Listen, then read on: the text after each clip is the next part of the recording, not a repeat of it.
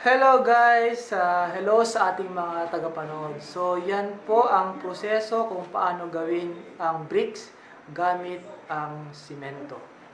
By the way guys, salamat pala sa mga nag-subscribe na sa ating channel.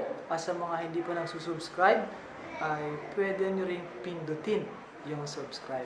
At kung gusto nyo maging updated din kayo sa ating mga upcoming projects and videos, pwede nyo ring i-click yung notification bell. Basta yung kampana sa baba. So, yun po guys. Notification bell. Tama, notification bell. So, sana ay nagbigay ng kaalaman ito sa inyo ng konti kung paano gumawa ng bricks gamit ang simento. So, yan muna sa ngayon guys. Kita-kita kits.